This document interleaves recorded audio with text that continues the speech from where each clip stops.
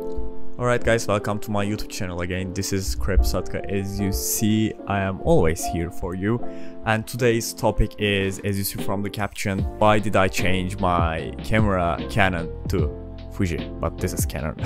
I'm recording with Fujifilm X-T4 right now.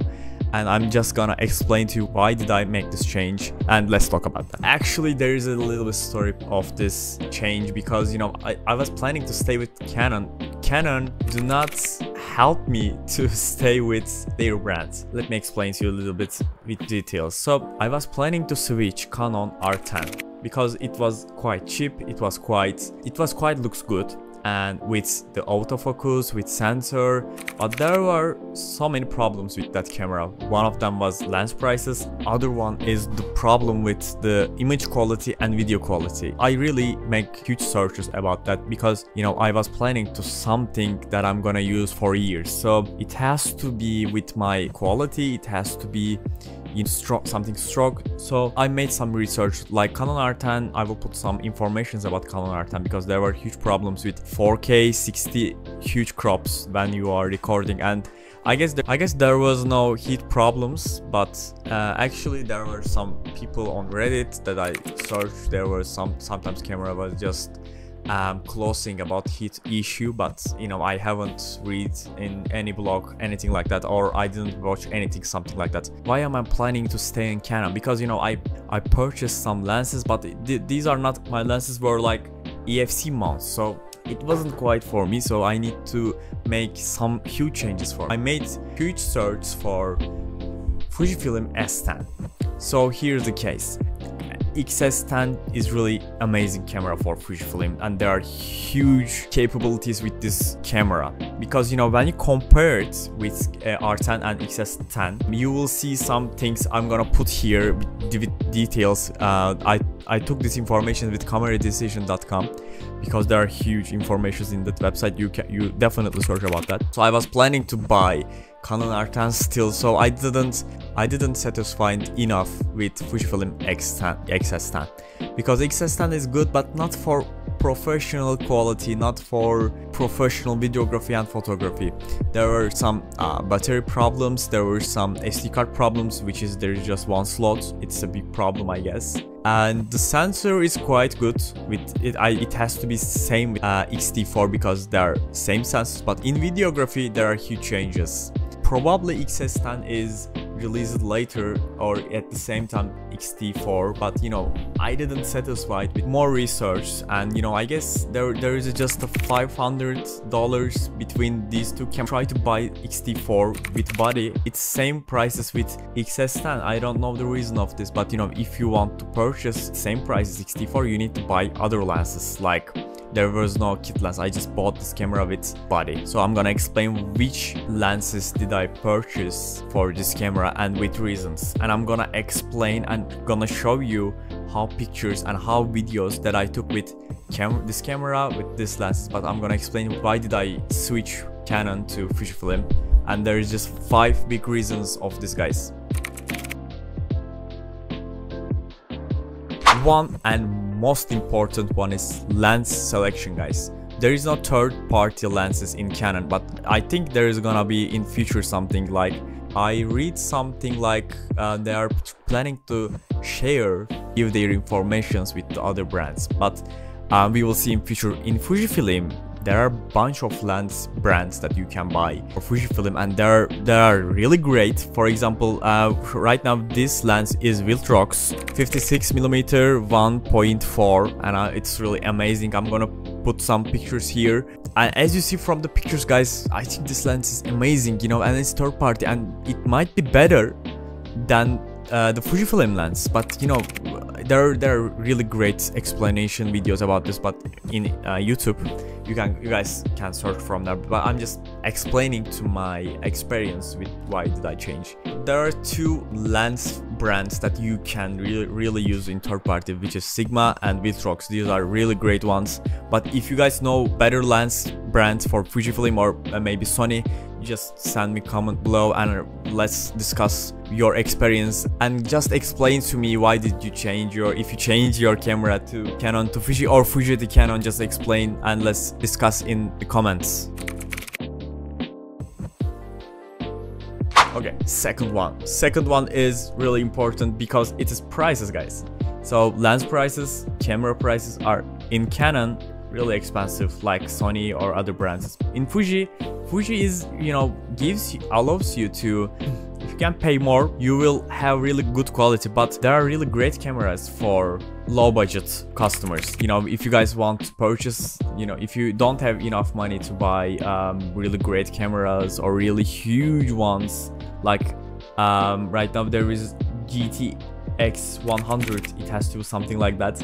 If I'm gonna put the correct one is here, but Fuji just released a new camera and it's really expensive, but it's really amazing. It's like you can record films, you can record everything in that one. It's more photography, but you know, it's something amazing and incredible. But for example, X-T4, I think it's not really low budget. I think it's medium budget. But you know, if you want to purchase something low budget, there are really good cameras. I'm gonna put the names here and make some search by which cameras that you can buy. In Canon, if you want to purchase something same quality image and videography with the Fujifilm, you need to pay more in Canon. So I think that's a really huge problem with including lenses, guys. Canon lenses are more expensive with our mounts. These are our lenses are really popular these days, and our type, you know, R10, R6, R5, these are really great ones and expensive ones. But you can get the same quality with Fuji with low prices. I think this is really important. And also there are 3 more reasons why did I change to Fuji. So let's continue with the third one.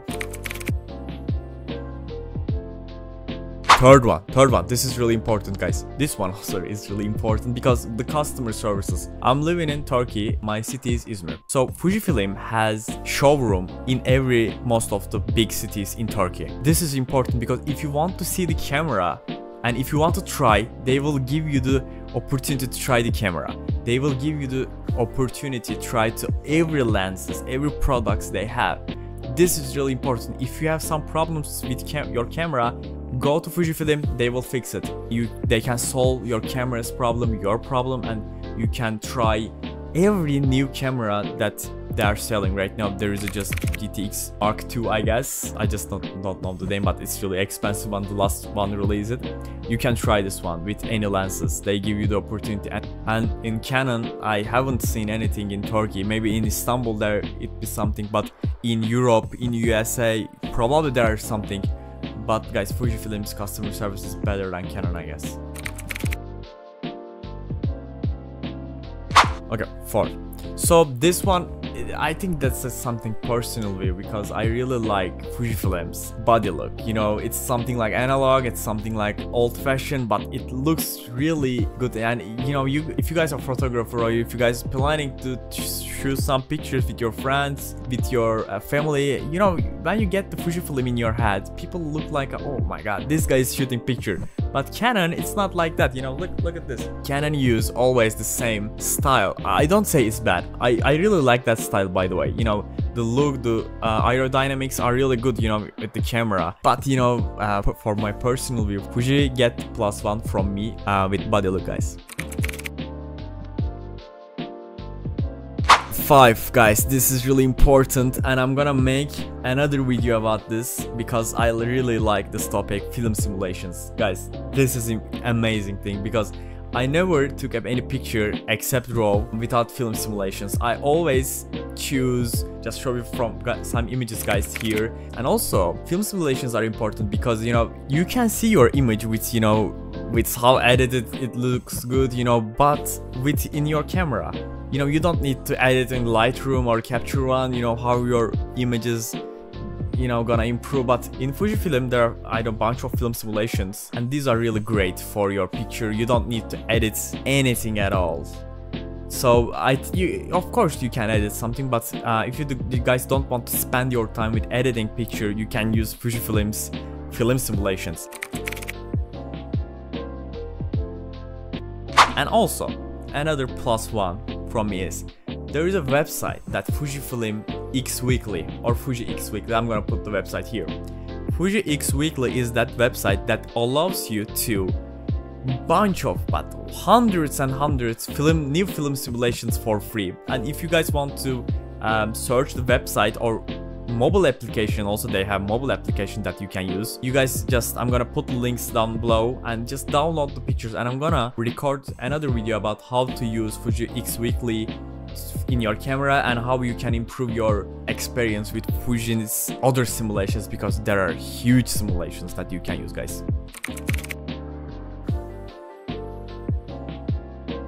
Alright, so welcome to another part of this video, guys, because this is really important for experiences. So in this video, as I told you before, I'm trying to explain my experience with Fujifilm, Canon to Fujifilm. So there is another friend of mine, which is Alessandro.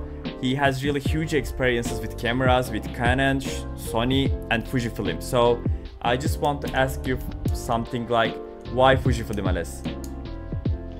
Well, that's a good question, but I think to be able to really get into why Fujifilm, I kind of have to go through my experiences in the past with the different cameras that I had. So, I mean, I don't have a huge experience, but I think from a consumer standpoint, from someone who just kind of does photography as a hobby and someone who kind of is getting started, I could probably give a lot of information, and that's kind of where I could start. And I started with a Canon SL1, I believe in America it's called, or it was like the first small DSLR, kind of compact DSLR cameras from Canon. And, you know, I chose that not just because of the price, but because, you know, to start out with, I always have this philosophy of getting kind of a smaller version, smallest possible version of everything, and that's because I truly believe that the best camera is the one that you have with you.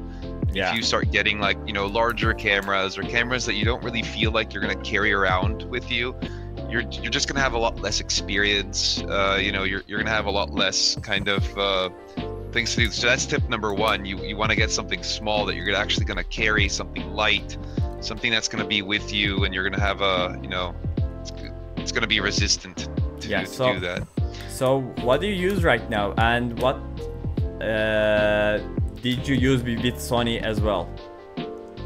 Yeah, so, you know, after the Canon, I upgraded to the SL2, and I went and got, you know, something a little bit more technological, which was the same kind of series of cameras.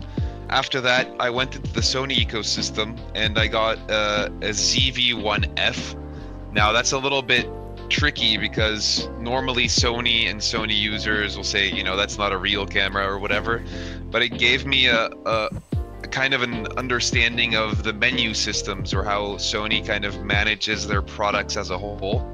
And you know, I feel like if you're a professional, I think it's the best way to get into professional filmmaking and things like that. But if you're someone who's a hobbyist and things like that, I feel like Sony products and the Sony ecosystem is a little bit too confusing and a little bit too expensive for what you get. I don't think it's necessarily worth it.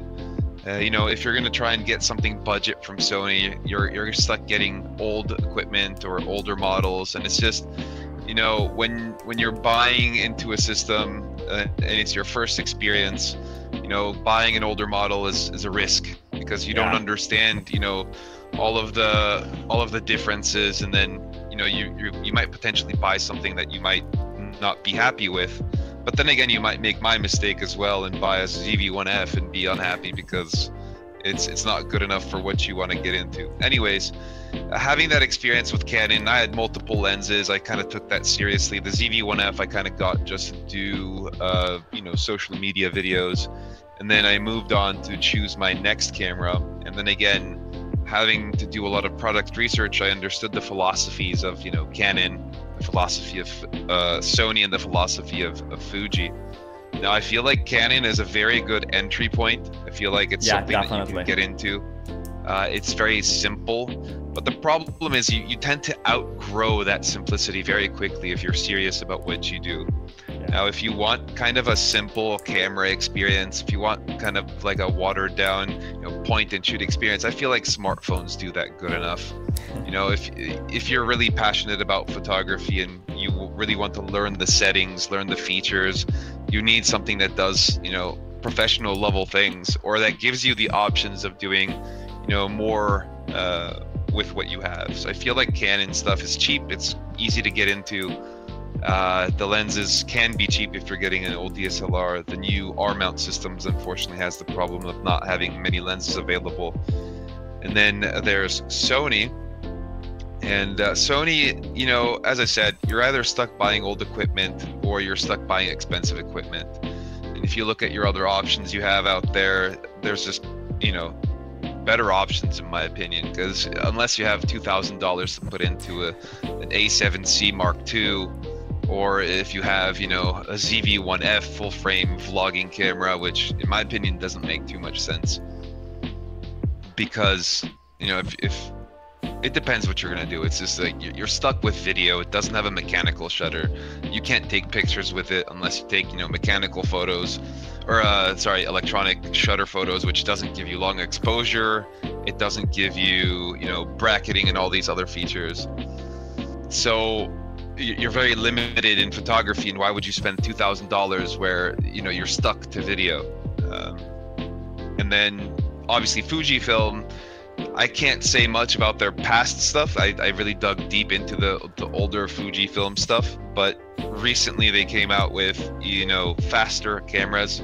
Yeah. You know, the XS20, they have got their medium format camera as well. The GFX1 Mark, or GFX 100 Mark II. That kind of was very video focused and started speeding up what they offer. Plus they have just a better ecosystem. You know, there's the apps that they have to edit their raw photos, the smartphone app and everything. So yeah, right now, kind of mid-range, if you don't want something that's like too simple like the Canon, if you don't want something that's too complicated like the Sony, you're right in the middle and you just kind of want to discover things, you want to grow into a camera system, I think Fujifilm is the right way to go. Yeah, definitely. For example, you know, when I just want to start the camera journey, I start with Canon, because when you try to search something like low budget, they are still selling their old cameras, because they know that people gonna buy old things because they are easy to use to start the photography. But you know, when you start to learn something like how to shoot, how to manage my photographies, etc., you just want more. And if you want more, just go Fuji, because they will give you another experience. And if you don't want to, you know, if you are someone simple, Fuji is best choice again, because they have really great JPEGs. They have film simulations, they have other stuffs, and also for lens collection, Canon doesn't allow you to produce third-party lenses. And also, Canon stopped producing EFC mounts. They stopped. They are not selling right now, and they are managing. They are not managing. They are just producing RF mounts. So I think this is another problem, because R mounts are really expensive. So that's why, you know, I was just planning to stay with Canon R10 or etc. But with same price, Fuji is better if you want to make something great. But low budget, Canon is great. For low budget, you can do great shits. There's, for example, I think the RF mount they just announced that they're going to open up the system to third-party lenses, but it's still going to take years for people to actually come out with the lenses or the mounts for that. So it'll take a while. And then at the same time, there's a few things that Fuji has, like there's the little joystick here. Yeah, it's amazing. You know, the dials that you have, and you know, just a lot of ergonomical things about the camera that give you the possibility not only to use the features of the camera, but how you actually interact with the camera. And I think Fujifilm is a little superior in that way, because even Sony systems don't have the joystick. You know, there's the Canon cameras don't have joysticks, and some of them don't even have, you know, flip out screens and stuff like that. Yeah. So I think it gives, you know, the average consumer a way to be professional when he wants to, and to also enjoy simple and more fun features like, you know, the advanced filters that you have, and you know, the film simulations and so forth. And obviously, if you're going to go full pro, if you're going to go full pro, then obviously I believe that maybe, you know, Sony on the higher end has some things that are quite nice. But then again, you know, even Sony at the high end doesn't have some of the fun features that these camera has. You know, it's not all work. You know, I think that's the problem about Sony. A lot of people complain about Sony's being a bit soulless. They don't have soul. So that's kind of it. Yeah, so thank you for joining my video, Aless. Also guys, if you want to follow Aless YouTube channel, I will share the link down below, so you can just subscribe and follow his Instagram account, etc. So see you, Aless. See you. It's been fun.